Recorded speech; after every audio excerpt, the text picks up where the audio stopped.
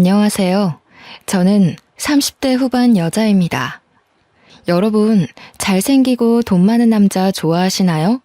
제가 바로 그런 대단한 남자와 결혼한 여자입니다. 벤츠인 줄만 알았던 그 남자와의 결혼 생활은 제 인생을 하드코어로 만들어버렸는데요. 기가 막히고 코가 막힌 제 결혼 생활과 힘들었던 만큼 더 행복해진 그 이후의 이야기를 들려드리고자 사연 보내게 됐습니다. 저희 아빠는 의사였어요. 저는 아빠 얼굴을 본 적이 없습니다. 제가 태어나자마자 교통사고로 돌아가셨거든요. 아빠가 돌아가셨을 때 저희 엄마 나이가 고작 22살이었다고 해요. 본인도 어린 나이에 엄마는 어린 저를 업고 다니며 안 해본 일이 없었죠. 제가 조금 크고 나서는 외할머니가 저를 돌봐주셨어요. 외할머니는 다리가 좀 불편하셨어요. 손녀딸 밥을 해주려고 떠리로 나온 생선을 들고 절뚝거리며 걸어오시던 할머니. 밤에 재래실 화장실에 혼자 가기 싫다고 하면서 볼일 다 볼 때까지 밖에서 기다려달라는 손녀의 말을 늘 들어주던 할머니. 그런 할머니에게 보냈어요. 할머니 등에 업히면 그렇게 포근하고 따뜻할 수가 없었거든요. 지금 생각해보면 정말 미안한 일 투성이에요. 초등학교에 들어가고 나서 엄마는 더 바빠졌어요. 식당에서 일하느라 아침부터 밤까지 눈코 뜰 새 없이 바빴어요. 집에는 늘 할머니만 있었고 학부모 참관 수업에도 엄마 대신 할머니가 왔죠. 지영이네 엄마는 왜 저렇게 늙었냐고 친구들이 수군대던 날 저는 할머니에게 다신 학교에 찾아오지 말라고 소리를 질렀습니다.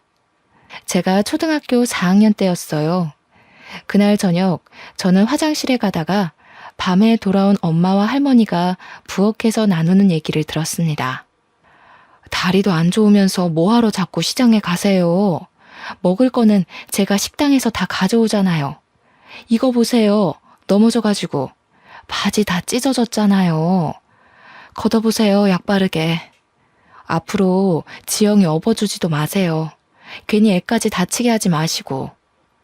혼자 화장실에 앉아있다는 게 무섭다는 것도 있고 오줌을 누면서 훌쩍훌쩍 울었던 기억이 납니다.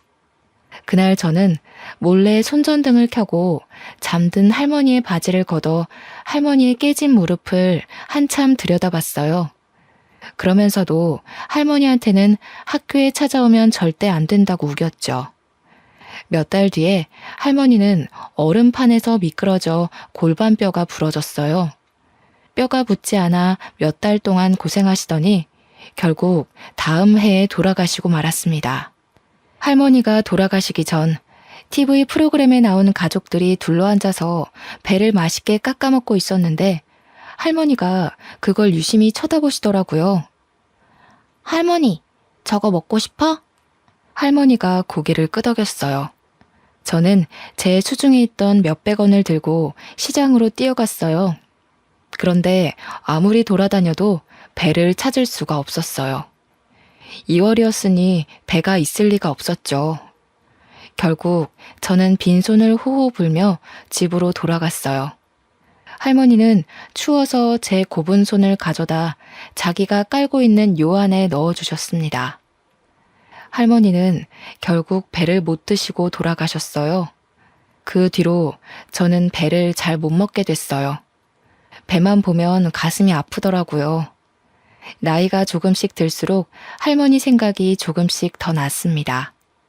제가 고등학교 1학년 되던 해에 저희가 새들어 살던 옆집에 할머니랑 손자가 들어와 살게 됐습니다. 옆집 할머니는 혼자서 손자를 키우고 계셨어요. 엄마 말로는 그 할머니 아들, 그러니까 그 집 남자애네 아빠도 의사였다고 했어요. 옆집 할머니 손자는 9살이었는데 말수도 적고 낯을 많이 가렸어요. 할머니네랑 저희는 금방 가까워졌어요.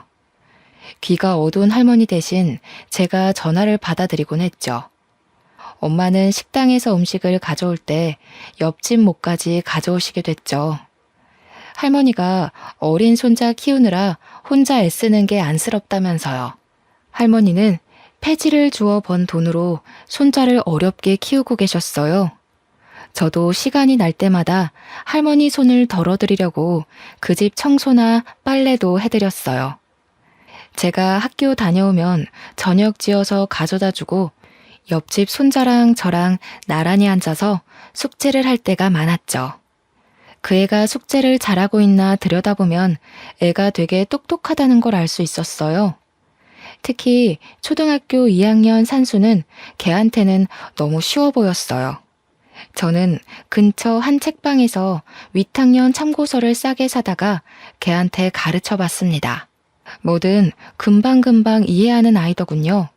그렇게 그 아이와 자주 지내다 보니 할머니가 돌아가신 이후 처음으로 혼자가 아니라는 느낌을 받았던 것 같아요. 누군가에게 마음을 준다는 것, 챙겨줄 대상이 있다는 건 생각보다 훨씬 더 좋은 일이었습니다. 저희 엄마도 늘 그러셨거든요. 너보다 힘든 사람들에게 친절하게 대하고 따뜻한 마음을 가져야 한다고요. 그러면 좋은 일이 생길 거라고요. 한 번은 옆집 할머니가 목욕탕에서 미끄러져서 다리가 부러졌어요. 할머니가 제대로 움직이질 못하니 집안 살림이며 손자 밥 챙기는 것까지 제가 다 도와드렸습니다. 할머니가 제 손을 잡고는 말씀하셨어요. 아이고, 지영이는 어쩌면 그렇게 이쁘고 상냥하니? 지영이 같은 며느리들이면 내가 소원이 없겠어. 지영이도 공부 열심히 해서 아빠처럼 의사 되렴. 지영이 같이 착한 의사가 있으면 병이 그냥 싹 나을 것 같아. 그건 저희 외할머니가 늘 하시던 얘기였어요. 할머니도 당신 사위, 그러니까 저희 아빠가 얼마나 잘생기고 착했는지 얘기하시면서 저도 아빠처럼 남을 돕는 의사가 되라고 하셨었죠. 그렇게 가족처럼 지내길 1년이 흘렀는데 제가 고2 때 저희는 이모가 살고 있던 충청도로 이사를 가게 됐어요. 엄마가 이모랑 이모부가 하던 농장 일을 좀 도우며 지내기로 하셨거든요. 친구들이랑 헤어지는 것도 슬펐지만 무엇보다 옆집 할머니랑 손자랑 헤어지는 게 슬펐어요. 할머니, 제가 자주 놀러 올게요. 무리하지 마시고 건강하게 계셔야 해요. 수환이도 할머니 말씀 잘 듣고. 누나가 공부 도와주기로 했는데 미안해. 수환이는 진짜 훌륭한 사람이 될 수 있을 거야. 알았지? 제 말을 듣고 있던 그 애는 얼굴이 잔뜩 굳어져서 혼자 구석에 가만히 서 있더니 그만 대문 밖으로 뛰어나가 버렸어요. 그 뒤로는 다시는 할머니도 그 애도 만나지 못했습니다. 새 학교에서 적응하느라 바빴고 곧 고3이 되어서 정신이 없었거든요. 옆집 할머니랑 손자가 잘 지내는지 종종 생각이 났지만 얼마 뒤에 전화번호가 바뀌어 연락할 수 없게 됐어요. 나중에 찾아가 봤지만 이사 간 뒤였습니다. 그렇게 시간이 흘러 저는 대학에 가게 됐어요. 두 할머니는 제가 의사가 되길 바라셨지만 저는 사실 그렇게까지는 성적이 좋지는 못했어요. 의대는 못 갔지만 그래도 꽤 좋은 4년제 대학에 간호대를 갔어요. 열심히 공부해서 그 학교 대학병원에 취직도 했습니다. 간호사 일은 힘들었어요.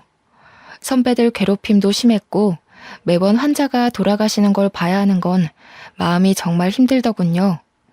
그래도 아빠 생각도 나고 저는 남들 돌보는 일에 보람을 느끼며 일하고 있었습니다. 그리고 거기서 알게 된 남자가 저에게 구애를 하기 시작했습니다.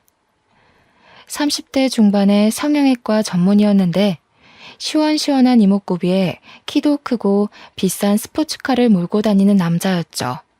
한마디로 번지르르한 남자였습니다. 집이 엄청 잘 산다는 소문이 자자했어요. 병원에서 얼굴 좀 반반하다 하는 간호사들은 다들 그 사람 관심을 끌어보려 애쓰고 있었어요. 근데 저 진짜 궁금한 게 있는데 저 같은 애가 어디가 좋아서 이렇게 잘해주시는 거예요? 성훈 씨 주변엔 저보다 집안도 좋고 예쁜 여자들 많잖아요. 글쎄요. 저는 비슷비슷한 여자들은 질려서 말이에요. 그러니까 그게 그렇다기보다는 예쁘고 그런 거는 다 소용없는 것 같아요. 지영 씨 같이 착한 여자가 최고죠. 사귄 지 6개월쯤 지났을 때 그 남자가 갑작스레 청혼을 하더군요. 다이아가 박힌 반지를 내미는데 그만 말문이 막히고 말았어요. 내 나이 35, 제 인생에 그렇게 비싼 반지를 받을 거라 생각해보지 못했거든요.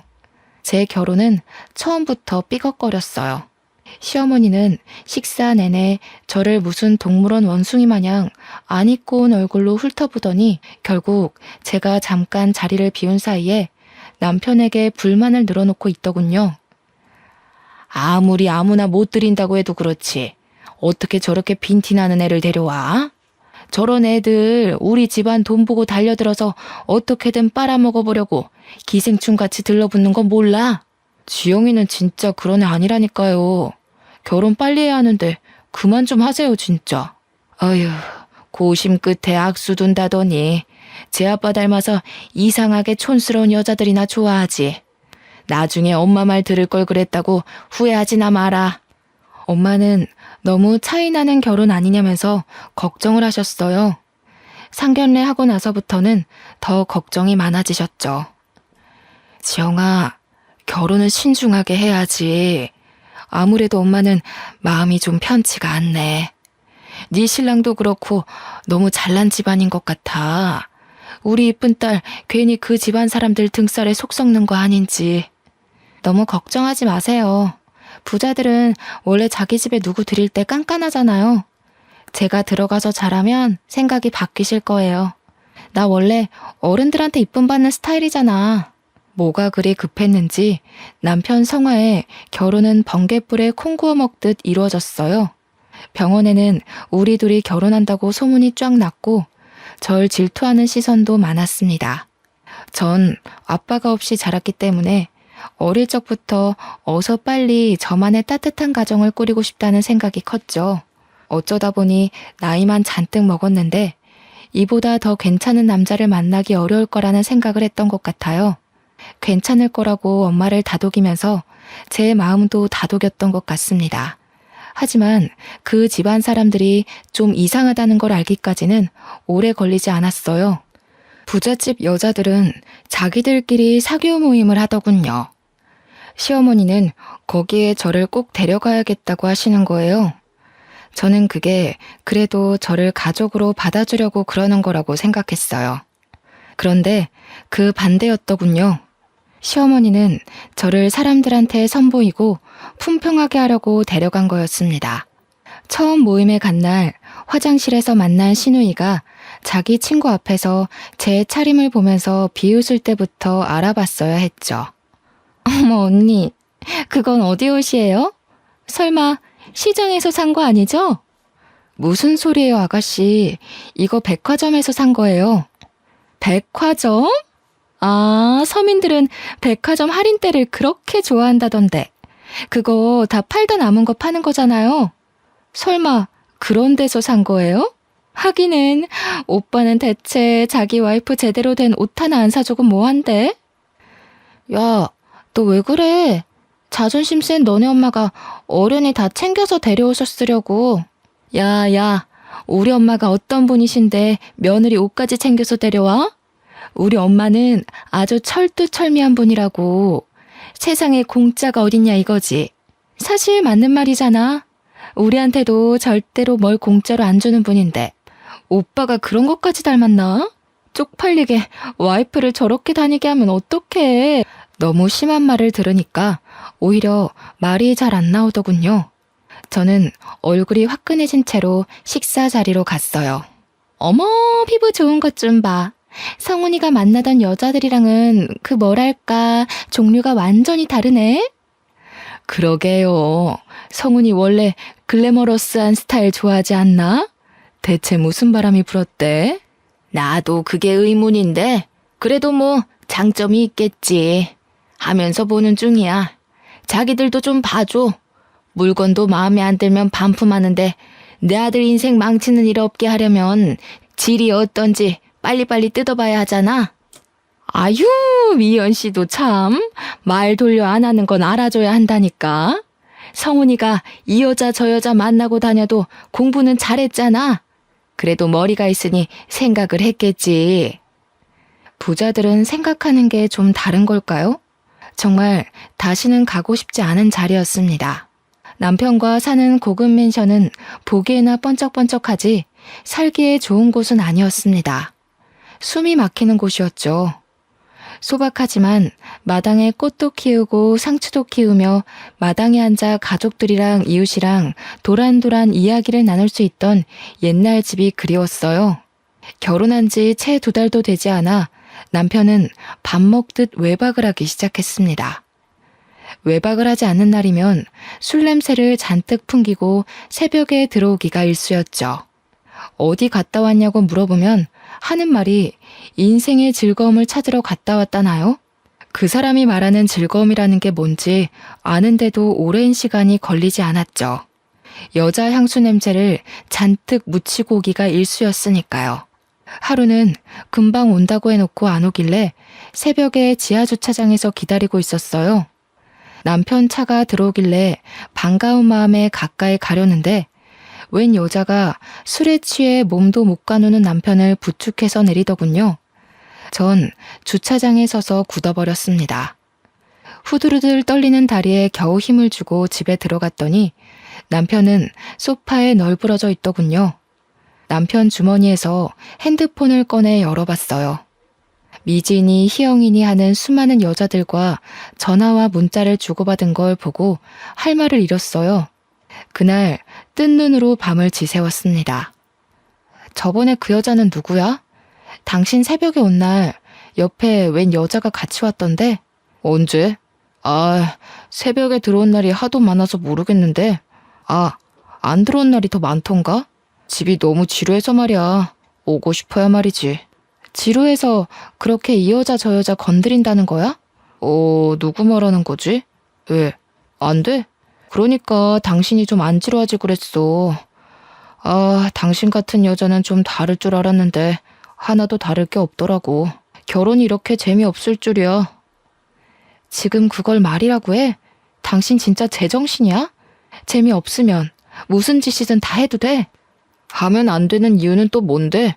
간통죄로 고소하려고? 하려면 해봐.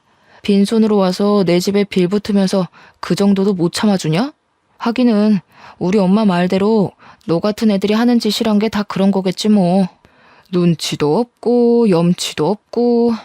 그 와중에 저는 시어머니랑 신우한테 사교 모임에 끌려다녀야 했습니다. 그 모임을 생각하는 것만으로도 죽을 맛이었어요. 바보 같은 생각이지만 그때는 그것도 안 하면 그대로 이혼일지도 모른다는 생각에 거부할 수가 없었어요. 아이고, 지영씨 잘 지냈어? 어떻게 얼굴이 좀 안 좋아 보이네? 하기는 성훈이 같은 남자랑 살기가 쉽지 않지?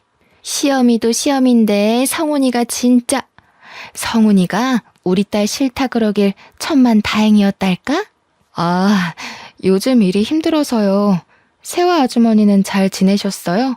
아주머니는 갈수록 더 이뻐지시는 것 같아요. 나? 내가? 어머, 고마워. 남들이 그렇게 말하면 빈말 같은데 지영씨가 말하면 진짜 같다니까. 그렇게 말해주니까 내가 또 좀 미안해지네.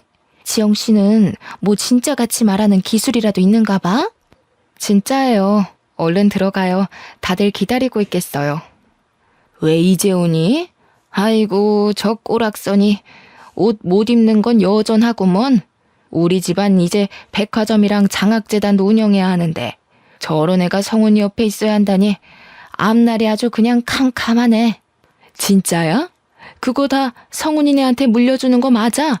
결혼도 했는데 여태까지 안 물려주는 거 보면 뭐 다른 수가 있는 거 아니었어? 이 여편 애들이 알지도 못하면서 그 촌스러운 노인네가 그 많은 재산 가지고 뭘 하겠어? 그냥 욕심나서 안 주고 있는 거지. 어차피 얼마 살지도 못할 거 왜 그렇게 끌어안고 있는지 물려줄 데도 없으면서 이승에 무슨 미련이 남아서 그 나이까지 펄펄 살아있는지 원. 펄펄 살아있는 건 아니지. 그때 입원하느라 성훈이 결혼식에도 참석 못하셨잖아. 그나저나 그 노인네 요새는 어디서 지내시나? 울 시엄마도 슬슬 양로원으로 보내야 할 텐데. 그 외에 고려호텔 양로원이 괜찮다던데. 그 할망구는 그런데 안 가. 그런데라도 좀 박혀 있었으면 좋겠는데 어찌나 촌스러운지. 그런 데는 답답해서 못 있는다나? 맨날 집에 돌아갔다가 탈나서 병원에 입원하잖아. 아유, 진짜 누가 성훈이 할머니인 줄 알까봐 겁난다니까. 아, 그 할머니 고집만큼 목숨줄 질긴 거는 우리가 다 알지. 자기가 고생이 많아. 얼른 물려줘야 성훈이가 병원도 차리고 할 텐데. 뭐 90이 다 된 할망구가 버티면 얼마나 버티겠어. 우리는 그냥 조금만 기다리면 좋은 날이 오겠거니 하면서 참고 견디고 있어. 문제는 얘지. 도대체 언제까지 저렇게 촌스러울 건지 원. 에이, 왜 그래. 지영이같이 자연스러운 애들이 진짜 이쁜 거지. 솔직히 성훈이가 만나던 여자들 다 성형빨이었잖아. 자연스럽긴 개뿔이 자연스러워. 요즘엔 빈티나고 촌스러운 걸 자연스럽다고 하나 보지? 왜? 네 딸 못생겼다고 성훈이가 퇴짜 놓은 게 아직도 분한가 봐? 솔직히 말이 나왔으니까 말이지. 내 아들처럼 잘난 애가 도대체 왜 저렇게 아무것도 볼 게 없는 여자랑 살아야 해? 그 사람들 틈에 있다가는 저까지 정신이 이상해지는 거 아닌가 싶더군요. 저는 그래도 병원에서는 이성을 잃지 않으려고 노력했어요. 교대 근무를 하면서 환자들한테 시달리다 보면 간호사들도 힘들고 짜증이 나기 마련이거든요. 저는 엄마의 가르침대로 절대 환자들에게 짜증내지 않고 친절하게 대했어요. 제가 아무리 힘들어도 아픈 건 환자들이니까요. 어느 날 같은 병원에서 일하는 간호사 친구가 저를 찾아왔어요. 밥을 하나도 안 먹는 환자가 있다면서요. 우리과 간호사들 다 포기했어. 네가 할머니들한테 잘하잖니? 한번 얘기 좀 해봐. 저러다 돌아가시겠어. 가봤더니 비쩍 마른 할머니 한 분이 계시더군요. 다리가 부러지셨는데 입맛이 없다면서 하루에 한 끼도 제대로 안 드신다는 거였어요. 저는 어릴 때 저희 할머니가 다쳐서 누워 계셨던 모습이 생각나서 마음이 찡했어요. 할머니 손을 잡고 왜 밥을 안 드시냐고 물어봐도 할머니는 대답을 안 하셨어요. 걱정이 되어서 저는 하루에 2번씩 할머니를 찾아갔어요. 며칠 동안 할머니는 한마디도 안 하셨어요. 할머니, 안녕하셨어요. 오늘 날씨가 참 좋죠? 오늘 고등어 반찬이 나왔던데 식사는 좀 하셨어요? 저는 고등어를 좋아해요. 저 어릴 때 저희 할머니가 저 주시려고 자반 고등어를 얻어오시곤 했거든요. 저는 지금도 그때 먹었던 고등어 반찬이 세상에서 제일 맛있는 음식이었던 것 같아요. 그때까지 꿈쩍도 안 하시던 할머니가 갑자기 치마 속을 뒤지시더라고요. 할머니는 치마 속에 숨겨놨던 박하사탕 하나를 꺼내더니 제게 주셨어요. 이거 저 주시는 거냐고 했더니 말없이 고개만 끄덕이셨어요. 저는 그 사탕을 소중히 품고 집에 돌아갔습니다. 다음 날 할머니에게 또 찾아갔어요. 사탕 맛있게 잘 먹었어요, 할머니. 어쩐지 답답한 이 좀 시원해지는 것 같지 뭐예요? 할머니가 주신 사탕에 무슨 마법이라도 들어있었나? 저한테 맛있는 거 주셨는데 할머니한테도 맛있는 거 드리고 싶어요. 뭐 드시고 싶은 거 없으세요? 할머니는 여전히 말이 없으셨어요. 저희 할머니는 아파서 누워 계실 때 배가 드시고 싶다고 그러셨어요. 그런데 그때 겨울이라 배를 못 구했거든요. 참, 그때는 제가 너무 어렸죠. 잘해드린 것 하나 없는데 너무 일찍 돌아가셨어요. 그때 할머니가 처음으로 말씀하셨어요. 막걸리. 어? 막걸리요? 아, 술은 좀 그런데. 할머니, 막걸리 말고 다른 거 드시고 싶은 건 없으세요? 막걸리. 아이고, 알겠어요, 알겠어. 막걸리 가져다 드릴게요. 환자한테 술이라니 안 될 말이었지만 어차피 아무것도 안 드셔서 잘못되시느니 드시고 싶은 거라도 드시게 하는 게 나을 것 같았죠. 다음날 몰래 할머니한테 가서 막걸리를 종이컵에 따라드리려는데 처음 보는 의사가 나타났습니다. 지금 뭐 하시는 거예요? 왜 환자한테 술을 줍니까? 그게 저기 그러니까 죄송합니다. 전 그냥 할머니가 너무 드시고 싶다시길래 할머니, 막걸리는 안 된다고 했잖아요. 병원에서 술 드시면 안 되는 거 모르세요? 다른 걸 드시라니까 진짜. 안 먹어. 안 먹는다니까. 막걸리 줘. 저렇게 드시고 싶다는데 딱 한 잔만 드리면 안 될까요? 안 되는 건 아는데 이거 드시면 입맛이 도실지도 모르잖아요. 식사 안 하시는 게 너무 신경이 쓰여서 그래요. 제발요. 진짜 안 되는데. 결국 저는 할머니에게 막걸리를 드렸어요. 정말 다행인 건 그날 할머니가 저녁 식사를 하셨다는 거였습니다. 저를 말리던 의사는 새파랗게 어린 인턴 의사였어요. 그 인턴도 할머니가 걱정이 돼서 자주 가보는 모양이더라고요. 남편의 바람기는 계속됐어요. 급기야 집에 여자들을 끌어들이기까지 했습니다. 정말이지 기가 막히고 코가 막혔습니다. 내가 아무리 무시를 당하고 살아도 그렇지 이렇게 대놓고 여자를 끌어들이다뇨. 저는 또 뜬 눈으로 밤을 지새워야 했어요. 아무리 이혼이 무서워도 더는 이렇게 숨막히게 살고 싶지 않았습니다. 저는 다음 날 병원에서 좀 떨어진 부동산에 찾아가 원룸을 하나 얻었어요. 당장 입을 것만 챙겨서 원룸에 들어갔습니다.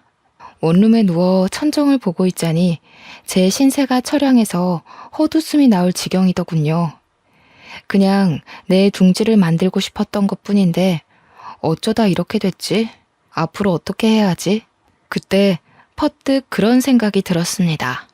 제가 그런 남자랑 살고 있는 걸 할머니가 아시면 얼마나 슬퍼하실까 하는 생각 말이에요. 다음 날 아침 저는 집에 들어가 술에 취해 자고 있는 남편을 깨워 이혼하자고 말했어요. 결혼한 지 고작 6개월이 넘었을 뿐이었죠. 너무 빨리 이혼하면 위자료를 못 받을 수 있다는 말도 있었지만 그런 게 중요한 게 아니란 생각이 들었어요. 그런데 남편이 싫다는 거였습니다. 이유가 가관이었습니다. 좀 기다려봐. 뭐 이렇게 급해? 이혼하면 그 할망구가 재산 안 물려줄지도 모른단 말이야. 결혼하면 금방 줄 줄 알았는데. 콩고물이라도 받으려면 더 참고 견뎌야지. 안 그래? 세상에 공짜가 어딨어? 그날 저녁 근무가 끝나고 원룸에 들어가 사탕 할머니가 주신 박하사탕을 들고 바깥으로 나갔어요. 가슴이 답답해서 바람이라도 쐬려고요. 거기서 사탕 할머니 때문에 알게 된 인턴이를 만났습니다. 알고 보니 옆집에 그 인턴이가 살고 있었더라고요. 그 사람은 아무것도 묻지 않고 제 옆에서 별을 보고 있었습니다. 제가 결혼한 걸 알 텐데 왜 혼자 원룸에 사는 건지 물어보지 않는 게 참 고마웠어요. 이혼 자체보다 병원 사람들이 수군대고 남편이랑 어떻게 된 거냐고 물어볼 게 너무나 두려웠습니다. 다행히 사탕 할머니는 밥을 그 뒤로 곧잘 드셨어요. 할머니가 드시고 싶다는 게 있으면 저는 조금이라도 빨리 갖다 드리려고 노력했어요. 제 현실은 너무나 답답했지만 사탕 할머니한테만 가면 마음이 한결 편해졌어요. 할머니는 저에게 이것저것 물어보실 정도로 마음을 여셨습니다. 몇 살인지, 부모님은 살아계신지, 어린 시절은 어디서 보냈는지 그런 걸 조금씩 물어보시더군요. 본인 얘기도 해주셨어요. 남편을 일찍 여의고 혼자 아들을 키우느라 안 해본 일이 없으시다고요. 저희 집 얘기랑 비슷해서 할머니에게 더 정이 갔습니다. 나이 드셔서라도 좀 편하게 사시면 좋을 텐데 보니까 찾아오는 식구 하나 없는 게 좀 안쓰러웠죠. 인턴이도 그렇게 생각하는지 제가 누구 찾아온 사람 없냐고 물어보니까 없었다고 하면서 한숨을 쉬더군요. 어느 날 집 앞에 밤바람을 쐬러 갔다가 그 인턴이를 또 만났어요. 한참을 가만히 별을 보며 있다가 그의 이야기를 듣게 됐습니다. 인턴이도 어릴 적 부모님이 돌아가셔서 할머니가 키워주셨다고 했어요. 알고 보니까 그 사람도 할머니가 그리워서 사탕 할머니를 자주 찾아가는 거였습니다. 할머니가 그리울 때마다 별을 봐요. 할머니가 저한테 아빠처럼 의사가 되라고 자주 말씀하셨거든요. 그런데 의대 합격하기 전에 돌아가셨어요. 의사 가운 입은 모습 꼭 보여드리고 싶었는데. 그 사람 옆에서 별을 보고 있으려니 어쩐지 혼자가 아니라는 기분이 들었습니다. 평화는 오래가지 않았어요. 며칠 뒤 병원에서 저는 남편이 갓 들어온 어린 간호사를 데리고 약품 창고로 들어가는 걸 목격하고 말았습니다. 남들 시선도 시선이지만 어린 간호사가 제 남편에게 잘못 놀아날지도 모른다는 생각에 말려야 할 것 같았어요. 문을 벌컥 열었습니다. 여기서 뭐 하는 거야? 남들 보면 어쩌려고. 진짜 사람들한테 망신당해야 속이 시원하겠어? 거기 신입도 이 사람하고 엮이지 말아요. 입사하자마자 사람들 입방아에 오르내리고 싶어요? 어허, 이거 집 나간 여자가 왜 말이 많아? 난 어차피 여기 나가서 병원 개원할 거라 상관없는데? 집에서 바가지를 못 긁으니까 밖에서라도 괴롭히는 거냐? 그렇게는 안 되지. 너 따위가 뭐라고 나를 방해해? 봤죠? 이 인간 쓰레기인 거. 좋은 말로 할 때 얼른 나와요. 거참 말 더럽게 많네. 너는 그냥 입 다물고 내 대회용 와이프 노릇이나 하면 돼. 재미없어도 내가 데리고 살아준다잖아. 앞으로 백화점도 생기고 재단도 생길 텐데 뭔 불만이 그리 많아? 그냥 입만 다물고 있으면 된다니까. 저는 결국 약품 창고 문을 닫고 나왔습니다. 괜찮은 줄 알았는데 결국 눈물이 흐르더군요. 눈물을 훔치며 화장실 쪽으로 가는데 옆집 인턴이와 딱 마주쳤습니다. 왜 우냐고 얼굴에 물음표를 잔뜩 띄우고 물어보는데 전 별일 아니라면서 화장실 쪽으로 도망쳤어요. 그런데 그 사람이 남편이 들어가 있는 약품 창고 문을 벌컥 여는 게 아니겠어요? 아, 세준 씨, 거긴 안 돼요. 그냥 가던 길 가시라니까. 창피한 마음에 말려봤지만 그는 이미 모든 걸 목격한 후였죠. 그날 시어머니로부터 다음 모임에 참여하라는 호출이 왔습니다. 저는 시어머니를 만나 단판을 지으려고 일단 찾아갔어요. 남편이 지금까지 심하게 바람을 피웠고 지금 별거 중이며 병원에서까지 여자들을 건드리고 다닌다는 걸 알리며 이혼하겠다고 말했습니다. 그런데 이 집안 사람들은 저를 실망시키는 법이 없더군요. 시어머니는 뭐 그런 걸 가지고 소란을 피우냐는 얼굴이었습니다. 그게 다야? 뭐 별것도 아니구먼. 우리 아들같이 다 가진 남자랑 살면서 그 정도도 없을 줄 알았어? 우리가 물려받을 재산이 얼만데 세상에 공짜가 어디 있니? 성훈이가 너랑 이혼한다고 안 하는 것만 해도 다행인 줄 알아. 그래요, 언니. 언니가 지금 이혼하면 언감생심 우리 오빠 같은 남자 만날 수 있을 것 같아? 아니, 나이가 그렇게 많은데 결혼이나 할 수 있을까 모르겠네. 솔직히 나이가 문제가 아니긴 하지. 스타일이 그렇게 촌스러워서야 남자들이 거들떠나 보겠어요? 이혼이야 소송하면 되지만 솔직히 전 그 모든 걸 감당할 자신이 아직도 없었어요. 다음날 답답한 마음을 안고 사탕할머니를 찾아갔습니다. 그동안 사탕할머니는 뼈가 무사히 붙어 내일이면 퇴원을 하게 되었어요. 할머니가 무사히 나와서 정말 다행이에요. 그러니까 밥 잘 드셔야 한다고 했죠? 그래도 살도 좀 붙으시고 한결 좋아지셨어요. 할머니 퇴원 기념으로 제가 소원 하나 들어드리고 싶은데 혹시 바라는 거 있으세요? 네 남편이 이병헌 의사 조성훈이야? 그 엄마가 강남타워 사는 김미연이고 맞지? 네, 맞아요. 아이고, 우리 할머니는 귀도 밝으시네. 어떻게 그걸 다 아셨대? 하긴 사람들이 어지간히 떠들죠. 귀가 밝으신 거 보니까 밥도 많이 드실 수 있겠다. 밥 많이 먹어야 퇴원시켜드려요. 얼른 하세요. 그 인간 아주 인간 말종이지? 같이 살기 아주 더럽지? 말종도 그런 말종이 없지? 시엠이랑 해가지고 시동생도 아주 싹퉁머리를 밥 말아 먹었지? 아니, 그걸 어떻게... 아니에요, 할머니. 저희 남편이 얼마나 저를 아껴주는데요. 그날 사탕 할머니는 목욕탕에 가고 싶다고 하셨어요. 동네 목욕탕에 가고 싶으시다고 그게 소원이라고 하셨습니다. 인턴의 세준 씨의 도움을 받아서 할머니를 모시고 가까운 목욕탕으로 갔어요. 저희 할머니를 씻어드리는 심정으로 구석구석 씻어드렸습니다. 오히려 제가 한을 푸는 느낌이었어요. 목욕을 하고 나와서 우유를 하나 사드렸더니 할머니는 저한테 너는 소원이 없냐고 물으셔요. 저는 돌아가신 할머니가 보고 싶다고 했습니다. 제 소원은 돌아가신 할머니에게 배를 사드리는 거였으니까요. 사실은 제가 지금 이혼을 해야 할 것 같거든요. 정말 좋은 가정을 꾸릴 수 있을 줄 알았는데 제가 겉모습만 보고 단단히 착각한 거였어요. 결혼한 남자를 고를 때는 저희 엄마 말대로 신중하게 생각을 했어야 했는데 제가 정말 바보였어요. 그러게, 너 같은 애가 어쩌다 그런 인간 말종이랑 결혼을 했어? 엄마가 말릴 때 들었어야 했는데 이제 와서 이혼한다 그러면 엄마가 얼마나 속상해 하실지. 저는 그렇다 쳐.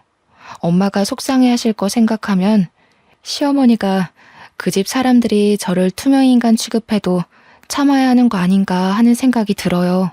참긴 뭘 참아. 네가 무슨 열부라고 그딴 것들을 참고 있어? 이혼 그거 별거 아니여. 내가 살아보니까 말이여. 세상에 별일이랄 거 하나도 없어. 그저 자기 사람들하고 재밌게 살면 되는 거요. 네가 엄마 때문에 그런 놈이랑 이혼 못한다는 거 알면 네 엄마가 퍽이나 좋아하겠다. 할머니가 핀잔 주듯 말씀하시긴 했지만 그렇게라도 털어놓으니 마음이 한결 홀가분하고 할머니 말씀이 맞는다는 생각이 들었어요. 다음날 사탕 할머니한테 가보니 이미 태어나신 후였어요. 그런데 간호사 하나가 저한테 김양순 할머니가 전해주라고 했다면서 봉투 하나를 건네더군요. 봉투 안에는 A4 용지에 인쇄된 편지가 한 장, 그리고 유언장이 들어있었습니다. 변호사가 할머니 대신 작성한 편지와 유언장의 내용인 즉슨 저한테 유산의 반을 물려주겠다는 거였습니다. 지영이 보거라. 나는 내 나이 20도 안 되어 애 아빠를 먼저 보내고 안 해본 일이 없이 살았다. 열심히 하면 나라고 떵떵거리며 살지 못하리라는 법이 없으리라고 생각했어. 안 해본 일이 없었지. 닥치는 대로 일했단다. 결국 강남이 개발되기 전에 산 땅값이 어마어마하게 불어났고 나는 서울에 백화점을 갖게 되었단다. 부자가 되어 떵떵거리는 거 그게 그렇게 소원이었는데 그것도 별거 아니더구나. 남편을 일찍 보낸 것도 모자라 아들까지 일찍 보내고 나니 정말 사는 낙이 없었어. 돈이 아무리 많으면 뭐하겠니? 즐거운 일을 나눌 사람이 없는데. 짧은 시간이었지만 너랑 세준이를 만나서 참 행복했단다. 내 증손주조차 내가 저 일하는 병원에 입원해도 창피하다고 한 번도 찾아오지 않았는데 너희들이 매일같이 찾아와줘서 얼마나 즐거웠는지 모른다. 특히 지영이 네 덕에 몇십 년 만에 사는 재미를 느껴봤다. 내 증손주가 네 남편 조성훈이다. 증손자 며느리인 줄 알았으면 진작에 말을 해줄걸. 우리 아들은 반듯한 애였는데 손자나 증손자가 왜 그 모양인지 모르겠다. 조성훈이라는 녀석 아무리 고쳐 쓰려고 해도 어려운 몹쓸 놈인 거 내 속속들이 잘 알고 있다. 네가 그런 남편의 시애미까지 감당하느라 그동안 얼마나 고생이 많았니? 나는 갈 날이 얼마 남지 않았다. 가기 전에 이승에서 기쁨을 느낄 수 있게 해줘서 정말 고맙구나. 내 성희가 네가 당한 아픔에 조금이라도 위로가 되면 좋겠다. 유언장에 따르면 저뿐만 아니라 인턴의 세준 씨한테도 원룸 건물이 하나 주어졌습니다. 이게 무슨 자다가 하늘에서 떡이 떨어지는 소리일까요? 사탕할머니가 남편의 증조 할머니였다니. 그것도 놀라운데 저한테 재산의 반을 주시겠다니. 저희 엄마가 늘 남들한테 잘하면 자다가도 떡이 생긴다고 했는데 그게 이런 걸 말한 거였나 봅니다. 편지에는 재산의 나머지는 모두 기부하겠다는 내용도 있었습니다. 그러니까 내 남편 조성훈과 시어머니 김미연, 그리고 시누이 조성미까지 증조 할머니로부터 아무것도 받지 못한다는 거였죠. 그들은 받지도 않을 재산을 받을 걸 계산해 돈을 끌어다 쓰고 있었는데 큰일이 난 거였죠. 대학병원 탈출한다고 노래를 부르던 남편은 대출을 내서 병원을 꾸려 이제 개업만 앞둔 상황이었습니다. 남편은 결국 다 차려놓은 병원을 몽땅 빚으로 떠안게 되었습니다. 돈도 돈이지만 의사 면허를 잃었거든요. 남편이 약품 창고에 들락거리는 걸 이상하게 생각한 인턴의 세준 씨가 남편이 마취약품을 몰래 빼돌린다는 사실을 알게 됐고, 조사 끝에 남편이 그 약품들을 각성제 등의 용도로 엄청나게 복용하고 있다는 것이 밝혀졌습니다. 어쩐지 그 인간 하는 짓이 정상은 아니긴 했죠. 저는 세준 씨에게 감사 인사라도 해야 할 것 같아서 음료수를 들고 세준 씨 집 앞으로 갔어요. 초인종을 누를까 하다가 그냥 음료수만 두고 오려는데 문이 열리고 세준 씨가 나왔습니다. 고마웠다고 인사라도 하려고 왔어요. 이제 자주 못 뵐 것 같아서. 절 위해서 하신 일은 아니겠지만 덕분에 남편한테서 벗어날 수 있게 된 것 같아요. 세준 씨도 부모님 없이 어렵게 큰 것 같던데. 할머니가 세준 씨 것도 남겨주셔서 다행이에요. 저한테 다 주시긴 했지만. 받을만 하니까 주셨죠. 지영 씨는 받을 자격 있어요. 제가 그걸 다 어디다 쓴다고 저한테 그렇게 큰 돈을 물려주셨는지. 아무튼 다음 주에 할머니 뵈러 갈 건데 괜찮으시면 저랑 같이 가요. 돈이야 좋은 데 쓰면 되죠. 근데 아직도 저 모르시겠어요? 예? 모른다니 뭘. 저 수환이에요. 옆집 살던 지수환이요. 누나가 저 공부도 가르쳐주고 밥도 해주고 그랬잖아요. 할머니가 이름 바꿔야 한다고 바꿔주신 건데 아무리 그래도 그렇지 어떻게 그렇게 몰라보세요? 저는 누나 보자마자 알아봤는데. 누나 이사가고 얼마나 누나 생각 많이 했는데요. 그런 남자랑 결혼할 줄 알았으면 진작 찾아내는 건데. 그 꼬질꼬질한 꼬마가 의사가 됐다고?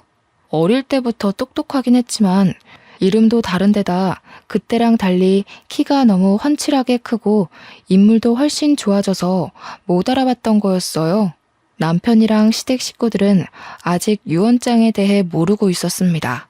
그 주에 저는 시어머니가 저를 짓밟기 위해 데리고 다녔던 그 사교 모임에 제 발로 나갔습니다.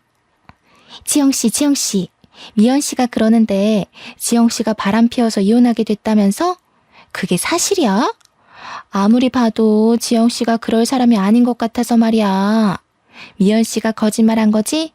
하긴 그 여자 거짓말이야. 하루 이틀 들은 게 아니니까. 저는 들어가자마자 유언장 사본을 시어머니에게 던져버렸습니다. 바람을 피우긴 누가 피워요? 당신 아들이 쓰레기의 망난이라서 이 여자 저 여자 건드리고 다니고 병원 약까지 빼돌려서 마약놀이 하다가 의사면허 정지당한 거잖아. 이제야 내가 맘 편히 이혼할 수 있게 됐는데 쓰레기 같은 아들이 한 짓을 나한테 떠넘겨? 뭐야, 이게 병원에서 잡돌이에서 내 아들 앞길을 막더니 여기까지 와서 뭐라고? 당신 아들이 망나니인 게 내 잘못이야? 당신이 잘못 키운 탓이지. 어떡해요? 당신 집안 사람들이 그렇게 자랑하던 그 백화점이니 재단이니 하나도 못 받게 되셨어요. 그거 한번 잘 읽어보세요.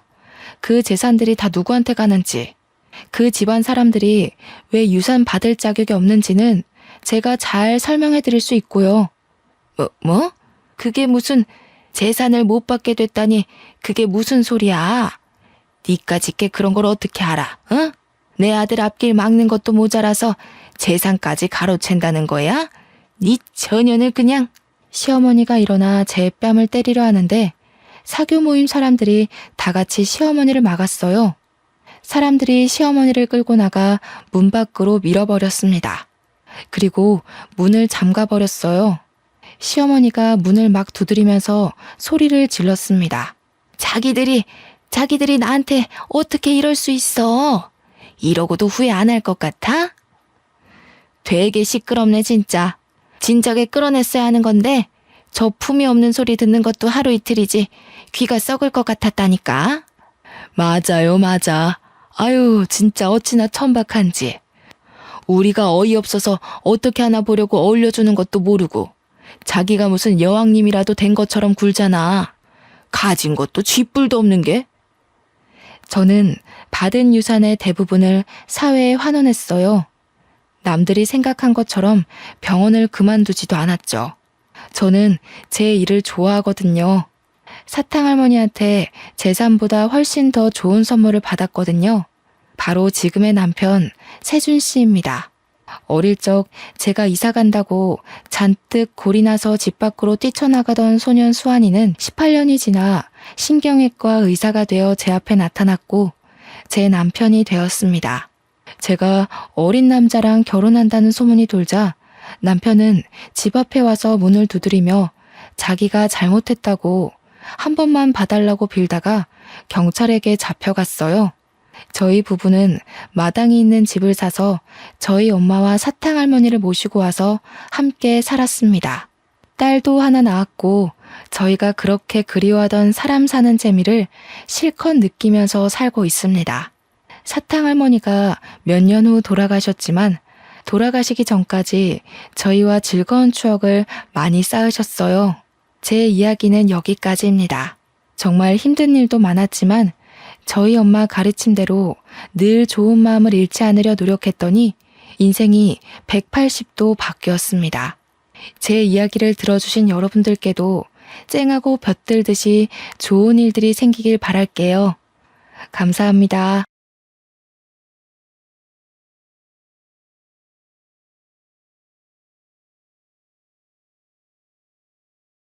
안녕하세요. 제 소개를 간단하게 하자면 지금은 40살을 훌쩍 넘긴 남자라면 치가 떨리는 여자입니다. 30대 후반, 젊다면 젊은 나이, 먹을 만큼 먹었다면 먹은 나이에 이혼을 하게 된 한의사이기도 하고요. 제가 살아온 인생을 아주 짧게나마 털어놓고 싶어서 이 채널을 찾게 되었습니다. 여기엔 저처럼 파란만장한 결혼 생활 혹은 결혼 준비를 하셨던 분들이 많더라고요. 공감이 되기도 하고 제 이야기도 만만치 않은 터라 이렇게 찾아와 익명의 힘을 빌려 썰을 풀어봅니다. 다시 생각해도 황당하고 어이없고 화딱지가 치미는 이야기지만 속 시원하게 한번 털어보겠습니다. 제 이야기는 실패한 첫 결혼부터 시작해보겠습니다. 전 남편은 정형외과 의사였고 주변 지인의 소개팅으로 만나게 되었습니다. 이러나 저러나 의사들끼리의 만남이라고 주변에서도 부러워했고 양가에서도 저희를 축복해 주셨어요. 결혼할 때까지만 해도 서로의 직업을 존중하고 서로를 배려하며 잘 화합하고 지냈다고 생각했습니다.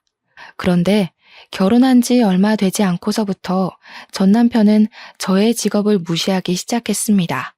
한의학은 다 개뻥이라면서 침으로 어떻게 아픈 데가 나을 수 있냐? 정형외과적 시술이 필요하다는 등 저를 무시하기 일쑤였어요. 한의사가 바빠봐야 탕약은 다려주는 사람이 따로 있고 침술이나 몇 번 놔주면 끝인데 왜 밥을 차릴 시간이 없냐면서 저에게 짜증을 냈습니다. 아니, 저도 의학을 공부한 의사입니다. 그런데 양약을 다루지 않는다고 해서 저를 그렇게 무시할 필요가 있었을까요? 나중에는 저에게 한의원을 그만두고 집에서 본인 일을 내조하라고 하더군요. 개인 병원을 개원하고 싶은데 마땅한 자리가 없다며 장사가 잘 되고 있는 제 한의원 자리를 빼달라는 것이었습니다. 저도 나름 남편만큼이나 돈을 벌고 있었고 제 일에 자부심이 있었기 때문에 전 남편에게 절대로 그 요구를 들어줄 수 없다고 못 박았습니다. 게다가 그 자리가 부모님 아시는 분의 건물 자리였기 때문에 제가 한의원을 빼고 남편의 병원이 들어오면 부모님께서 면이 살지 않을 수도 있었고요. 제가 계속 버팅기니까 시댁에서도 저를 괴롭히기 시작한 거였죠. 예전에는 한의사 며느리라고 예뻐 죽겠다면서 용돈도 쥐어주시던 전 시모는 저에게 김장을 하러 오라고 강짜를 놓지를 않나, 시부는 여자가 바깥일 해봐야 남편 기죽이는 일이라면서 당장 그만두라고 호통을 치곤 하셨습니다. 저는 제가 그 수모를 견뎌가며 전 남편과의 결혼 생활을 유지해야 할 필요를 느끼지 못했어요. 저만 해도 혼자 월 500만 원의 수입을 가지고 오는데 혼자 살면 넉넉하게 쓰고도 남을 돈 아니겠습니까? 단지 남편과의 이세 계획 때문에 돈을 모으고 무리해서 큰 평수로 이사를 갈 생각을 하고 있었기에 허리띠를 졸라맸을 뿐이었어요. 시댁 식구들은 저에게 한의학이라고 해봐야 풀 몇 개 다려놓고 돈 받아가는 거 아니냐면서 진정한 의사는 양약 의사라고 했습니다. 그러면서도 매 계절마다 한약을 공짜로 받아가고 저에게 공진단을 내놓으라고 협박을 하셨죠. 제가 돈 좀 벌고 바쁘다는 핑계로 사실은 남편과의 결혼 생활이 환멸나서이긴 했지만 아이를 가질 생각을 하지 않으니까 더욱더 압박이 들어왔습니다. 제가 남몰래 피임약을 복용하고 있었거든요. 결혼하고 나서부터 쭉 제 일도 그렇고 남편과 얼마나 더 살 수 있을지 기약이 없었기 때문에 나름 저를 보호하고자 하는 마음에서 시작한 피임이었어요. 그런데 그걸 시모가 알게 되었고 그때부터 저는 시댁에서 대역죄인 취급을 받아야만 했습니다. 시부는 저에게 가정에 충실하지 않고 바깥일 한답시고 싸돌아다니니까 애가 생기지 않는 거라며 저를 무시하셨어요. 전 남편과의 오해의 골은 점점 깊어지고 소리를 지르며 싸우는 날이 많아졌습니다. 제가 정말 전 남편 이야기를 하자면 밑도 끝도 없이 이야기를 할 수도 있어요. 저는 결국 결혼 6년 만에 두 손 두 발을 다 놓게 되었습니다. 제가 이혼하자고 울고불고 매달렸고 전 남편은 냉큼 도장을 찍어주었습니다. 그리고 6개월 만에 자기가 다니던 병원 간호사랑 재혼을 하더라고요. 언제부터 만났는지는 제가 알아본 적 없어서 모르겠지만 아마도 저랑 이혼하기 전부터 만남이 있지 않았을까 싶습니다. 바람이라고 하면 바람이죠. 이미 전까지 다 털려버린 와중에 상간녀 소송을 걸기 위한 자료를 모을 힘이 없어 저는 그들의 결혼을 그냥 지켜봐야 했습니다. 솔직히 배신감도 전혀 들지 않았어요. 단지 나이도 어리고 세상 물정 모를 것 같은 그 재혼한 간호사가 불쌍할 지경이었습니다. 제 나이 38살에 그 일을 겪고 난 이후 저는 남자라면 완전히 치를 떨기 시작했습니다. 그래도 짧다면 짧고 길다면 길 수 있는 6년의 결혼 생활이었는데 이혼 도장을 찍고 모든 걸 정리하고 나니 남는 건 돈뿐이더군요. 돈이라도 얻어서 다행이라고 생각하고 있었는데 제가 이혼하고 나서도 부모님의 지인이신 건물주 때문에 한의원은 계속 유지하고 있었거든요. 그 자리를 호시탐탐 탐내던 전 남편은 저를 그 자리에서 쫓아내고 싶었는지 틈만 나면 전 시댁 식구들이 한의원으로 들이닥쳤습니다. 그러면서 침 한 번 맞으러 왔다, 철이 돼서 한약 지으러 왔다, 공진단 좀 줘라 하시며 공짜로 모든 볼일을 보고 가셨습니다. 저야 원장실에 있으니까 접수처에서 어떤 일이 벌어지는지 모르고 있었죠. 내가 이 집 시부모였던 사람이야 하면서 직원들을 협박해가며 공짜로 모든 볼일을 보고 있었다는 사실을 뒤늦게 알았습니다. 말도 안 되는 이야기를 해대면서 불이익을 주겠다고 직원들을 협박하는 바람에 저한테 속 시원히 털어놓지도 못했더라고요. 시댁 식구들뿐만 아니라 시부모의 지인까지 저희 한의원을 찾아와 공짜 진료를 보고 나서야 알게 되었습니다. 저는 이대로는 안 되겠다 싶은 마음에 직원들에게 진심으로 사과를 하고 한의원을 정리했습니다. 다른 동네로 이사를 가든지 해야 제 마음이 편할 것 같았거든요. 저한테 뭐 맡겨둔 사람처럼 한약을 내놓으라고 하는데 저는 전 시모가 약초라도 캐온 줄 알았다니까요.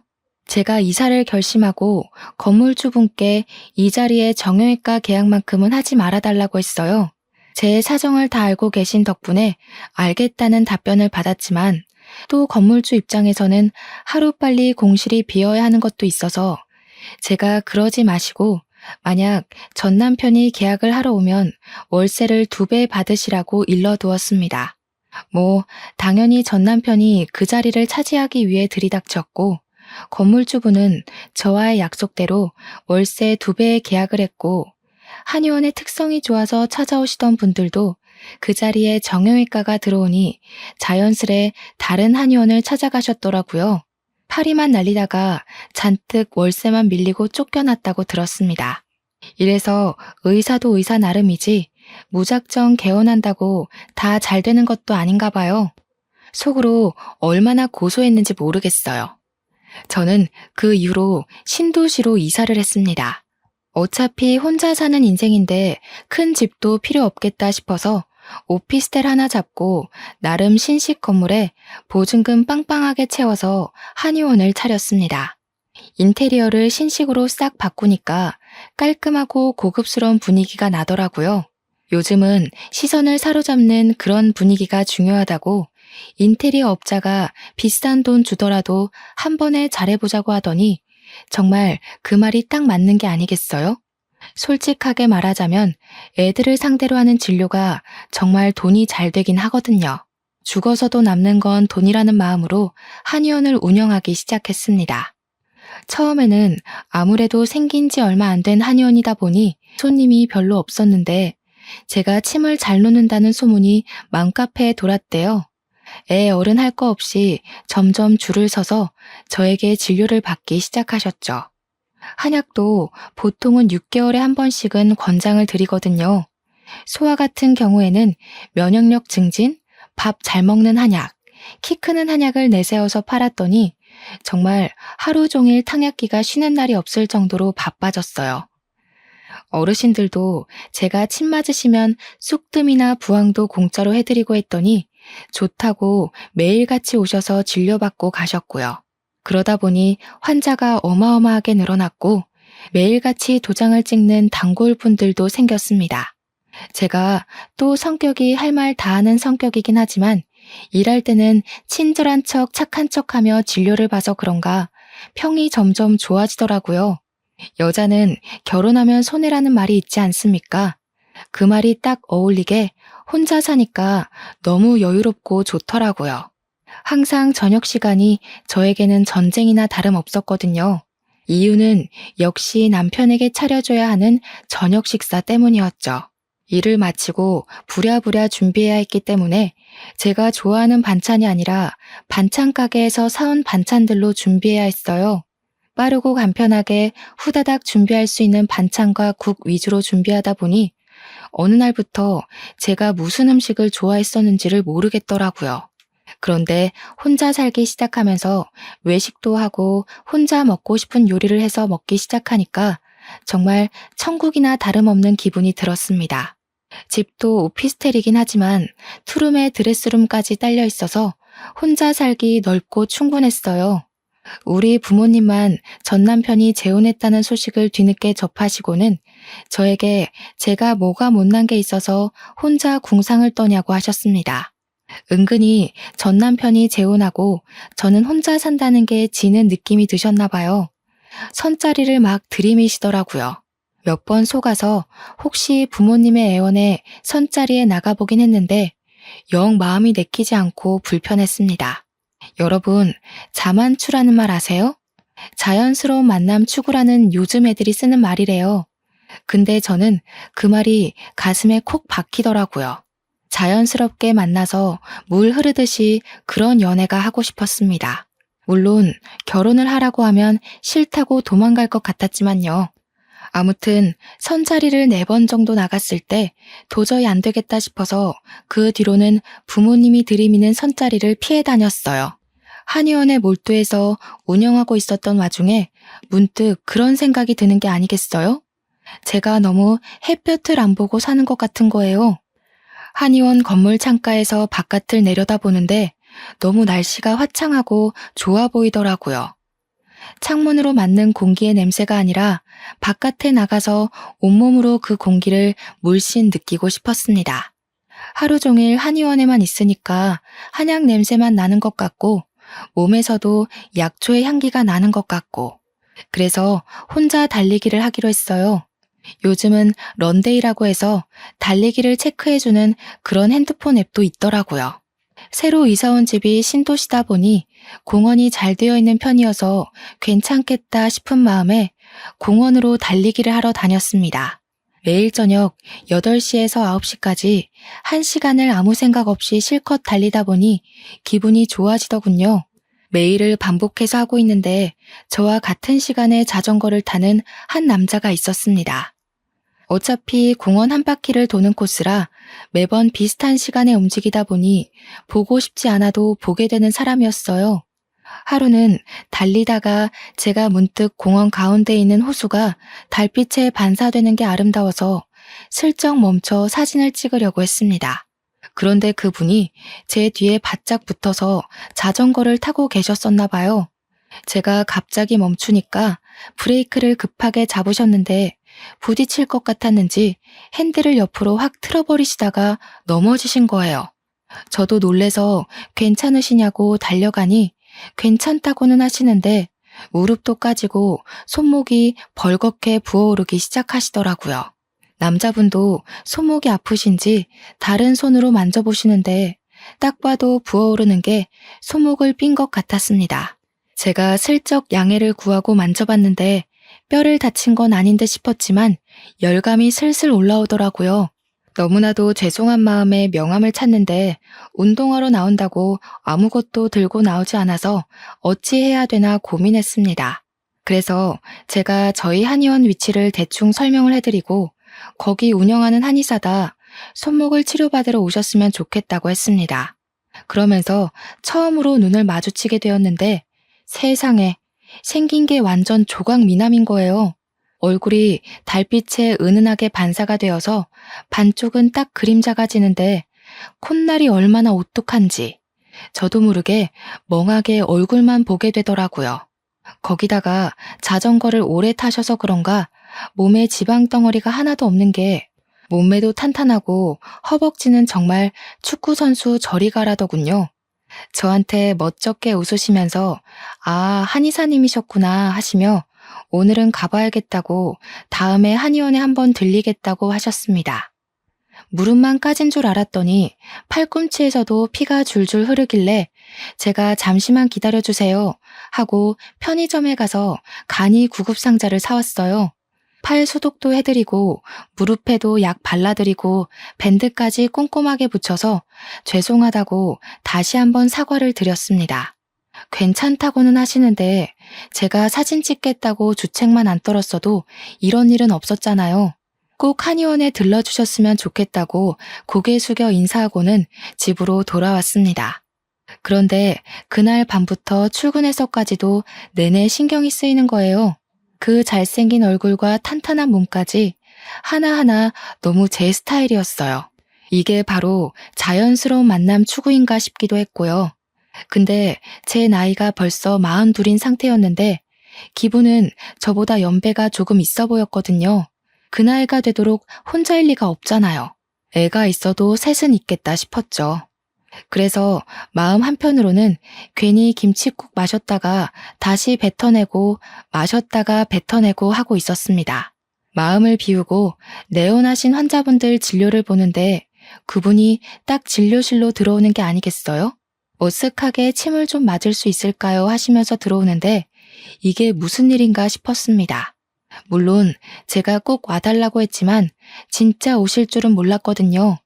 당장 해드리겠다고 하고 온열찜질에 쑥뜸에 해드릴 수 있는 처치는 다 해드렸어요. 진료를 보면서 환자 초진 차트를 보는데 저보다 4살 연상이시더라고요. 그때 딱 김이 팍 샜죠. 4살 차이는 궁합도 안 본다지만 제 나이가 벌써 42인데 저분은 대학생 아들이 있어도 이상하지 않을 나이였으니까요. 저는 친절한 한의사의 모습으로 환자분을 대했고 진료가 끝나고 얼마냐고 접수처에서 이야기를 하고 계시길래 제가 그냥 가시라고 했습니다. 이미 직원들에게도 다 이야기를 해뒀던 터라 부담 갖지 마시고 가시라 했더니 저보고 딱 그러시는 겁니다.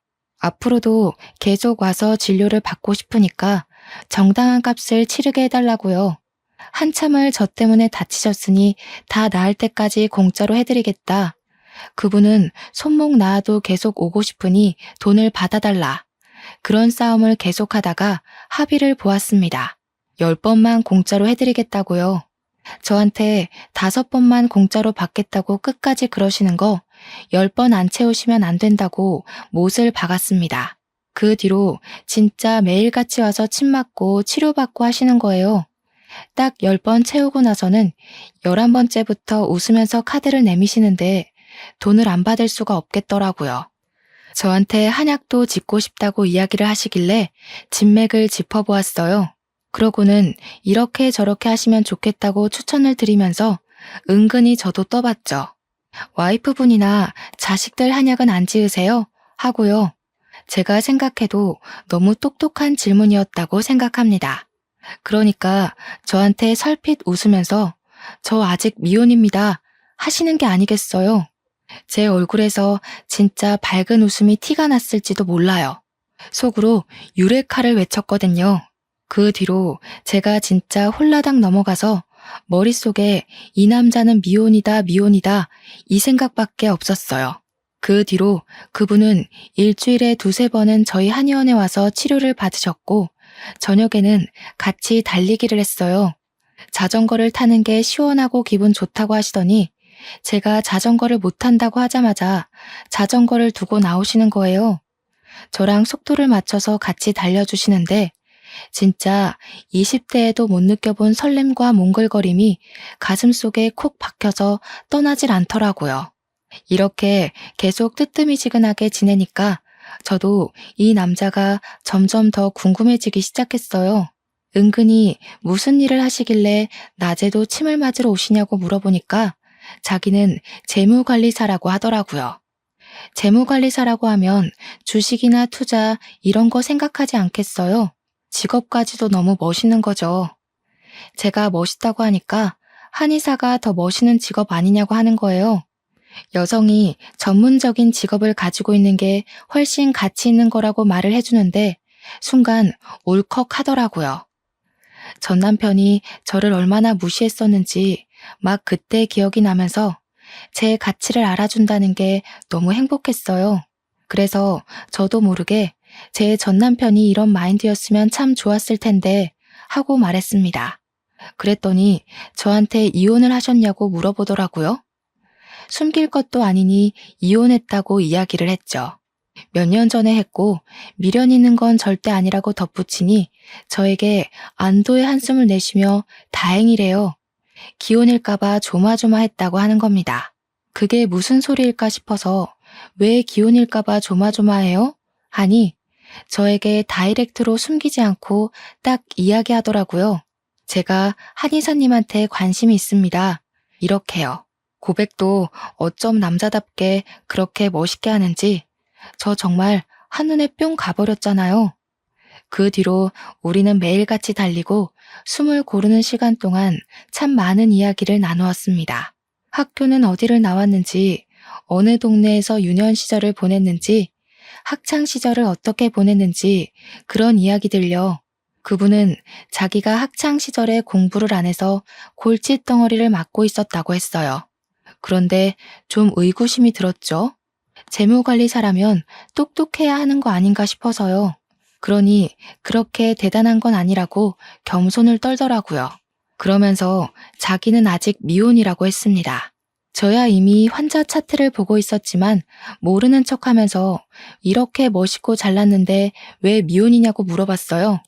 그랬더니 제 눈을 진하게 바라보면서 저를 만나기 위해 아직 미혼이었던 것 같다고 하는 거예요. 그날부터 저희는 정말 정식으로 사귀기로 했습니다. 근데 원래 사귀면 서로의 집도 오가고 집에서 데이트하면서 같이 밤도 새우고 하는 맛이 있어야 하지 않겠어요? 멀끔하게 생겼지만 집안이 개판이면 실망스러울 것 같기도 하고 아무래도 나이도 있고 재혼 각을 재다 보니 성향이 잘 맞는 사람을 만나고 싶었단 말이죠. 전 남편은 항상 양말을 뒤집어서 벗어두는 나쁜 놈이었거든요. 그래서 이번에는 미리미리 파악해서 그런 성향까지 잘 맞는 사람을 만나고 싶었습니다. 사귀기 시작한 지 얼마 안 돼서는 부담스러워서 집에 초대를 안 했나 싶었는데 시간이 지나도 집에 저를 초대하질 않더라고요. 그래서 제가 대놓고 이야기를 했습니다. 왜 집에 초대를 하지 않냐고 하니 상당히 당황해하면서 집에서 근무하는 시간이 많다 보니 자료들이 많아서 그런 거라고 이해해 달라고 했어요. 아무래도 개인정보가 어쩌고 저쩌고 하면서 변명을 하는데 생각해보니 재무관리사니까 그럴 수 있겠더라고요. 다른 사람의 재산과 개인정보를 가지고 투자를 대신해주는 거니까요. 오히려 이해 못한 사람이 된 기분이 들어서 제가 미안하다고 했습니다. 그러다 보니 우리 집에서 보통 데이트를 하고 같이 지내고 하게 되었어요. 그런데 약간 이상한 게 보통 집에서 데이트를 하고 하룻밤 자고 가라고 한 5번 이야기를 하면 그 중에 한 번 정도만 자고 가는 거예요. 집에 꿀단지라도 숨겨둔 거 아닌가 했는데 고객 관리 차원에서 집에서 근무하는 일이 많으니까 이해를 좀 해달라고 하더라고요. 그게 주식이 해외 시장 같은 경우에는 새벽에 열리고 공인인증서가 필요해서 어쩔 수 없대요. 잘 모르는 분야이기 때문에 제가 이해할 수밖에 없었어요. 그렇게 나이 40을 훌쩍 넘기고 데이트다운 데이트를 해보기 시작했습니다. 전 남편과는 소개팅으로 만난 사이지만 거의 선짜리나 다름없었기 때문에 서로의 조건만 보고 서둘러서 결혼을 했거든요. 지금 남자친구와는 SNS에서 맛집을 검색해서 찾아가고 TV에 나오는 맛집 여행기를 보면서 같이 먹으러 다니고 그랬어요. 데이트 명소라는 여의도 벚꽃놀이도 처음으로 가봤고요. 양평 두물머리에 핫도그가 유명한 거 아시나요? 거기서 핫도그를 먹으며 노을 지는 강을 딱 둘러보는데 너무 좋더라고요. 안면도에서 칼국수를 먹으며 밤바다 구경하면서 맥주도 한 캔 하고 정말 너무나도 행복했어요. 그렇게 행복한 마음이 지속되니까 어느 날부터는 이 사람이랑 평생을 함께하고 싶다는 생각이 머릿속을 지배하더라고요. 이 사람의 손을 꼭 잡고 있는 날이면 그 시간이 멈췄으면 좋겠다 싶을 정도로 사랑의 온기가 느껴졌습니다. 시간이 흐를수록 저의 마음은 깊어지는데 이상하게도 저에게 프로포즈를 할 생각이 없는 것 같더라고요. 그래서 제가 먼저 용기를 내서 프로포즈를 했습니다. 남자만 프로포즈 하라는 법은 없잖아요. 제가 프로포즈를 하니까 조금 당황해하는 듯 하더니 한숨을 깊게 내쉬고는 저에게 시간을 줄 수 있냐고 했습니다. 저는 무슨 일인가 싶었어요. 하지만 제대로 정확한 이야기는 해주지 않고 정리할 게 조금 있다고 기다려달라고 했습니다. 저는 인내심을 가지고 기다렸어요. 하지만 한 달이 흘러도 저에게 이렇다 저렇다 말이 없는 거예요. 그래서 제가 다시 한번 물어봤죠. 무슨 일이길래 기다려달라는 말 이후에 아무런 말이 없냐고요. 혹시라도 제가 싫어진 건 아닌지 그런 의중을 정확하게 알고 싶었습니다. 그랬더니 그제야 솔직하게 이야기를 하더군요. 사실은 예비 신랑네 부모님께서 좀 힘들게 살고 계신다고 했습니다. 저는 약간 의문이었죠. 제가 한의사로 돈 많이 벌고 있는데 그게 무슨 상관일까 싶었습니다. 그래서 매달 얼마씩 드려야 하냐고 물어보니 매달 80만 원씩 드리고 있대요. 그거야 뭐 둘이 벌어서 충분히 드릴 수 있는 금액 아닌가 싶었고 또 예비 신랑 직업이 재무관리사인데 월 80만 원이 부담되어서 저와의 결혼을 미뤘다는 게 이해하기 어렵긴 했어요. 그래서 저는 그런 문제는 별거 아니다. 결혼 준비하자고 이야기를 했습니다. 우리 집에 먼저 인사를 드리러 갔으면 좋겠다고 이야기를 하니까 또 한숨을 쉬면서 할 이야기가 남았다는 거예요. 이번에는 또 무슨 소리를 할지 걱정도 좀 되고 그래서 솔직히 다 털어놔 보라고 이야기했어요. 숨기려고 숨긴 건 아니었다고 하면서 머뭇대는데 자기가 사실은 허울 좋은 재무관리사지 사실은 보험팔이나 다름없다는 겁니다. 저 완전 머리가 띵해지는 거예요. 물론 보험 설계사를 비하하는 건 아니지만 재무관리사랑 보험 설계사는 완전히 다른 직종이잖아요. 그래서 제가 그거는 작정하고 속인 게 아니냐고 했더니 요즘은 보험팔이도 뭐 재테크의 일종이라고 하면서 재무관리사라고 이야기를 한다는 겁니다. 말도 안 되는 궤변이라는 생각이 들면서도 이 사람이 나에게 잘 보이고 싶어서 이런 거짓말을 했구나 하는 생각이 들었어요. 한마디로 콩깍지가 제대로 쓰여서 눈 가리고 아웅한 셈이죠. 보험을 파느라 돈을 많이 못 벌어서 매달 부모님께 드리는 80만 원이 부담이 될 수도 있었구나 싶었습니다. 근데 제가 사는 집만 해도 둘이 살기 어렵지 않기도 하고 그래서 예비 신랑의 집을 정리하고 시댁 살림에 보태라고 하면 되지 않을까 싶었어요. 예비 신랑에게도 제 생각을 이야기하니 쉽지 않은 일이라며 조금 더 고민을 해보겠다고 했습니다. 그래서 저희 집은 일단 넘어가고 시댁부터 인사를 드리러 가기로 했단 말이에요. 여기가 부모님 사는 집이라고 저를 데리고 들어갔는데 진짜 이곳에서 사람이 살 수 있나 싶었습니다. 키키한 냄새는 물론이고 곰팡이가 가득 피어있는 벽지를 보는 순간 여기서 밥이 넘어가겠나 싶었습니다. 외관도 정말 낡은 빌라이긴 했지만 집 안이 더 문제였어요. 정말 바퀴벌레가 득식을 할 것 같은 느낌 아시나요? 그런데 예비 시부모님의 눈빛 또한 저를 보는데 약간 불편해하시는 느낌이 들었습니다. 그래도 아들이랑 결혼하겠다고 찾아온 여자인데 저에게 끝까지 존대를 하시면서 불편해한다는 느낌을 팍팍 주셨어요. 제가 편하게 해달라고 부탁을 드렸는데도 아니에요 아가씨 하면서 예비 며느리라는 칭호도 붙이지 않으시더라고요. 일단 앉아서 편히 쉬라고 하는데 앉아있기도 뭐한 장판에 쭈그리고 멍 때리고 있었습니다. 근데 예비 신랑만 쓱 부르더니 방음도 안 되는 방에서 무슨 이야기를 막 하시는 거예요.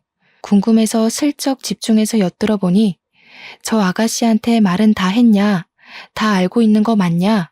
이런 이야기를 하시더라고요. 나중에 예비 신랑에게 물어보니 그냥 집안 사정에 대해 이야기를 나눈 거라고 솔직하게 다 이야기했다고 말하더군요. 그런데 왜 저를 불편하게 생각하시는지 잘 모르겠더라고요. 아무래도 제 직업이 한의사라 너무 기운 결혼이라고 생각해서 그러시나 싶었죠. 예비 신랑도 저한테 자기는 너무 볼품없는데 제가 너무 잘나서 그런 거라고 했거든요. 저희 집에 인사를 드리러 가서는 예비 신랑이 정말 싹싹하게 예의 바르게 굴었어요. 저희 부모님이 원래 제 재혼을 엄청 기다려왔다고 했었잖아요. 저에게 선짜리도 막 들이미시고요. 그런데 부모님이 보시기에도 예비 신랑이 저에 비해 너무 볼품없다고 생각하셨는지 별로 탐탁지 않아 하셨어요. 저한테 뭐가 부족해서 저렇게 별 볼 일 없는 남자를 만나냐고 해서 한참을 싸우다가 저도 곰곰이 생각을 해봤죠. 우리 부모님까지 그러니까 슬슬 저도 제가 보는 눈이 영 바닥인가 하는 생각이 들었거든요. 일단 양가 부모님을 각자 만나고 소개도 했으니 상견례를 하자고 이야기를 했습니다. 근데 예비 신랑이 자꾸 날짜를 미루는 게 아니겠어요? 아직 예비 시부모님이 마음의 준비가 안 됐다고 하면서 차일피일 기약 없이 미루는 거예요. 인사까지 다 드린 마당에 준비가 안 됐다는 게 무슨 소리냐고 저도 점점 예비 신랑과 다투는 날이 많아졌어요. 그러니 예비 신랑도 자기를 믿고 조금만 기다려 달라면서 제가 너무 부담스럽다고 하셨다는 겁니다. 그런데 그때까지도 웃긴 사실이 뭔지 아세요? 정작 저는 예비 신랑이 혼자 살고 있는 집에 가본 적이 없었다는 겁니다. 저도 속으로 완전히 결단을 내렸습니다. 더는 미뤄서는 안 될 일이라고 생각을 했고 서로의 생활 습관을 정확하게 알아야 한다고 생각했죠. 전 남편과의 한 번 실패가 있었기 때문에 두 번 실패하고 싶지 않았어요. 자꾸 저한테 숨기려고만 하니까 도대체 집안 꼬락서니가 어떻길래 방문을 못하게 하나 싶었고요. 그래서 안 된다는 걸 알지만 제 환자 진료 차트에 나와 있는 집 주소를 확인했습니다. 불시에 방문했는데 설마 집 앞에서 내쫓진 않겠지 싶어서 말이죠. 그게 제 인생의 가장 중요한 전환점이 될 거라고는 그때까지 생각도 못했네요. 정보에 써져 있는 집으로 찾아가서 다짜고짜 벨을 눌렀습니다. 평소에 예비 신랑이 보험을 계약할 일이 없으면 집에 있다는 걸 미리 듣고 알고 있었기에 용기를 낸 거죠. 불시에 딱 찾아가서 벨을 눌렀는데 누구세요? 하면서 현관문을 열고 나오는 사람이 젊은 남자인 거예요. 저는 너무나도 당황했죠. 설마 진료 차트에 있는 주소까지 속인 건가 싶었거든요. 도대체 어떤 삶을 살기에 처음부터 끝까지 거짓으로 저를 대할 수 있는 건가 순간 만감이 교차했어요. 혹시 나를 사랑한다고 했던 그 모든 것이 거짓이었나? 하는 생각도 들고요. 끽해봐야 대학생 정도로 보이는 남자한테 저는 살짝 떨리는 목소리를 가다듬고 물어봤어요. 여기가 김진성 씨 집 아닌가요? 하고 물어보니 저한테 맞는데 누구세요? 이러는 거예요. 맞는다고 하니까 더 혼란스러운 거 있죠? 그래서 김진성 씨는요? 하고 예비 신랑을 찾았습니다. 조카랑 살고 있는 건가 싶어서 이야기를 들어봐야겠다 생각했어요. 그런데 갑자기 그 대학생 정도로 보이는 남자애가 아빠 손님 왔는데 이리 와봐 하는 게 아니겠어요. 저는 정말 입을 떡 벌리고 아무 말도 할 수가 없었습니다. 순간 머리에 진짜 망치를 맞은 듯한 기분이었습니다. 대학생으로 보이는 아들이 존재한다니. 저한테 분명히 미혼이라고 했고 그동안 아들의 존재나 결혼을 했었다는 이야기를 한 적이 없었거든요. 이게 다 무슨 일인가 싶어서 멍하니 집을 바라보는데 사각 팬티 바람으로 누군데? 하고 나오는 남자가 제 예비 신랑인 거예요. 눈을 여러 번 비비고 봐도 제 예비 신랑이었습니다. 저도 놀라고 예비 신랑도 놀라고 아빠라고 부른 남자애는 뭐야? 하고 보고 있고 예비 신랑이 야, 문 닫아 하고 소리를 치는데 제가 발로 문을 턱 막았습니다. 그러자 문을 닫으려던 예비 신랑의 아들이 놀래서 저를 쳐다보더라고요. 저는 문을 못 닫게 막고는 그 앞에서 배신감에 가득 찬 얼굴로 버티고 서 있었어요. 그러니까 글쎄 웬 여자가 집에서 슬쩍 나오더니 누구세요? 이러는 거 아니겠어요? 그 꼴을 보고 저는 확신이 들었죠. 부인이구나 싶었습니다. 남자애는 모르겠다고 아빠 손님인 것 같은데 그러고 있고요. 저는 성격이 할 말 다 하는 성격이라고 했잖아요. 그 꼴을 보는 순간 결혼이고 나발이고 아무 생각도 들지 않았어요. 그냥 그 집 안으로 쑥 들어가 버렸습니다. 웬 여자가 갑자기 집으로 들어오니 사정을 알고 있는 예비 신랑만 혼비백산이 되고 와이프로 보이는 여자와 아들인 남자는 저를 미친년 보듯 보더군요. 그날을 다시 생각해도 너무 어이가 없고 황당하고 진짜 열이 받네요. 아무튼 다짜고짜 들어가서 이야기들 좀 하시죠 하니까 다들 어리둥절해 하는데 예비 신랑, 아니 그 미친놈만 벌벌 떨더라고요. 그래서 제가 거기서 당당하게 말했습니다. 제가 저 남자랑 결혼을 약속한 사이거든요. 물론 와이프가 있다는 이야기도 다 큰 아들이 있다는 이야기도 못 들었습니다.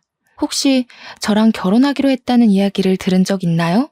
그러니까 아들도 와이프도 전부 기겁을 하면서 미친 거 아니야? 누가 미친 거야? 전현이 미친 거야? 네가 미친 거야? 난리가 나더라고요. 머리가 지끈거리면서 아파지는데 저도 이대로 당하고만 있을 수 없잖아요. 확실하게 끝을 내더라도 저를 속인 저놈이 벌은 받고 끝나야 하지 않겠어요? 저도 몰랐어요. 저한테는 미혼이라고 했거든요. 저랑 여행도 잘 다니고 저희 집에서 자주 밤을 새웠기 때문에 꿈에도 생각 못했습니다. 거기다가 제가 저 미친 인간네 부모님까지 만나 뵙고 인사를 드렸거든요. 거기서도 저에게 유부남이라는 이야기는 하지 않았습니다. 제가 정확하게 이야기를 하니까 와이프라는 사람은 분노에 벌벌 떨고 아들이라는 사람은 경멸의 눈초리로 저와 예비 신랑을 쳐다보더군요. 저도 진짜 그 자리에서 정신력으로 버텼지 아니었으면 기절을 했을지도 모르겠네요. 그제야 이야기를 와이프가 풀어두는데 알고 보니 혼인신고는 하지 않은 사실혼 관계라고 하더군요. 저도 어이가 없어서 사실혼에 애까지 두고 사냐고 그게 뭐냐고 물어보니까 여자가 자기네 나라에서는 그렇게 산다는 게 아니겠어요? 자세히 보니까 조금 이국적으로 생긴 것 같길래 어디 나라에서 왔냐고 물으니 프랑스 혼혈이라고 하더군요. 프랑스에서는 혼인신고 같은 거 안 하고 사실혼을 다 인정한대요. 알고 보니 예비 신랑이 프랑스에 배낭여행을 갔을 때 첫눈에 반한 여자를 보쌈하듯 데리고 온 거라고 했어요. 두 번째 만남에 뱃속에 이미 새 생명을 잉태해버려서 한국으로 데리고 온 거라고 하더군요. 아무래도 친정이 프랑스라서 아들이랑 같이 왔다 갔다 하는 사이에 바람을 피운 것 같다고 했습니다. 시부모도 자기가 프랑스 혼혈이라서 싫어했다면서 자기가 다다음 주에 프랑스로 잠시 또 떠나 있는데 그동안 일을 진행하려고 한 것 같대요. 저한테 측은한 얼굴을 하며 똥 밟으셨네요 하는데 이 여자도 평범한 여자는 아니구나 싶었습니다. 아들은 예비 신랑 보면서 미친 거 아니냐고 화를 씩씩 내지 와이프는 저보고 똥 밟은 거라고 하지. 가운데서 머리가 터지는 줄 알았습니다. 그래서 제가 화를 참지 못하고 큰 소리를 내면서 말했죠. 야, 너도 뚫린 입이 있으면 말을 해봐. 이게 다 어떤 상황인지. 도대체 나랑 뭘 어쩌려고 그런 건지 말을 해보라고. 그러니까 그제야 세 명의 눈초리를 견디지 못하고 우물쭈물 입을 열더군요. 매달 80만 원의 양육비를 주면 다 해결될 거라고 생각했다면서 자기도 이렇게 아등바등 돈 버는 거에 눈돌아 사는 게 힘들었대요. 이 현실이 너무 싫고 지겨워서 조강지쳐버리고 저랑 결혼을 해버릴 생각으로 일을 꾸몄다고 했습니다. 도대체 저는 무슨 죄가 있어서 이런 남자를 만나게 된 걸까요? 제 생각은 하나도 하지 않고 본인 사는 게 척박해서 한의사인 저를 만나 팔자를 피고 싶었다는 게 그게 사람이 할 말인가요? 그러면서 예비 신랑이 지 와이프한테 오히려 소리를 막 지르더군요. 야, 내가 보험 팔면서 하루 벌어 하루 먹고 사는 처지에 네 비행기 값 대느라 얼마나 힘든 줄 알아? 나도 그 돈 모아서 여행 가고 싶고 비싼 옷 사입고 싶거든? 그것도 못 벌면서 나한테 같이 살자고 한국에 데려온 네가 더 양심 없는 거 아니야? 거기다가 바람을 피우고도 이렇게 당당해 네가? 갑자기 둘이 싸우기 시작하는데 저는 도대체 여기서 뭘 하고 있는 건가 싶었습니다. 그래도 마음에 남아있는 수상쩍음을 풀어보고자 여기까지 찾아온 게 신의 한 수라고 생각했어요. 정말 조상님이 도와서 제가 이 사기꾼에게 더 넘어가지 않고 일을 멈출 수 있게 된 거라고 믿게 되었습니다. 만약 그날 제가 집에 찾아가지 않고 덜컥 혼인신고를 했다면 어떤 일이 벌어졌을까요? 상상도 하고 싶지 않습니다, 정말. 그렇게 부부싸움하는 걸 한참 동안 어이없이 바라보고 있는데 아들이라는 놈이 이만 갑옷이라고 하는 겁니다. 근데 저도 점점 열이 뻗치고 이대로는 가만히 가서는 안 되겠다 싶은 생각이 들었어요. 그래서 신발을 신고 집안에 성큼성큼 들어가서 설거지통에 물을 가득 받아서 그 부부에게 뿌려버렸습니다. 부부싸움하다가 물벼락을 맞고는 저를 빤히 쳐다보는데 진짜 두 눈을 찌르고 싶더군요. 야, 이 사기꾼 같은 년놈들아. 아주 끼리끼리 잘 만났다. 당신 혼인빙자 사기꾼으로 소송 걸 거니까 그런 줄 알아. 당신네 부모한테도 똑바로 전해. 정신 차리라고. 그래서 나한테 속인 거 다 말했냐? 솔직하게 말했냐? 뭐 그딴 이야기 한 거지? 그러니까 꿀먹은 벙어리가 돼서 눈알만 굴리더군요. 내 눈앞에 두 번 다시는 띄지 마라. 너 내가 아주 걷지도 못하게 만들어버릴 거니까. 아니, 누가 누구 보고 소송이래? 너도 상간녀야, 상간녀. 그래, 상간녀 소송 걸고 싶으면 한번 걸고 넘어져 봐. 저 인간이 나한테 미혼인 척한 거, 나 속인 거 아주 증거는 차고 넘치니까.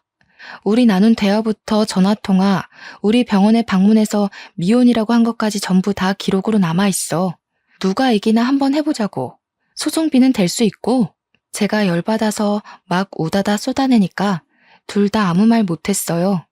그러고는 뒤도 돌아보지 않고 그 집에 침 한 번 뱉고 나왔습니다. 하지만 저는 그 인간을 혼인빙자 사기로 소송을 걸 수 없었습니다. 제가 금전적으로 피해를 본 사실이 없기 때문에 사기죄가 성립되지 않는다는 경찰의 말 때문이었죠. 저는 정말 똥 밟은 셈 치고 그 인간과 마주치지 않기 위해 최선을 다했습니다. 운동도 헬스를 다니기 시작했고 공원 근처 그 인간과 갔던 곳은 쳐다도 안 봤어요. 근데 그 뒤로 한 달 반쯤 뒤에 그 인간이 저희 한의원으로 찾아온 거 아니겠어요?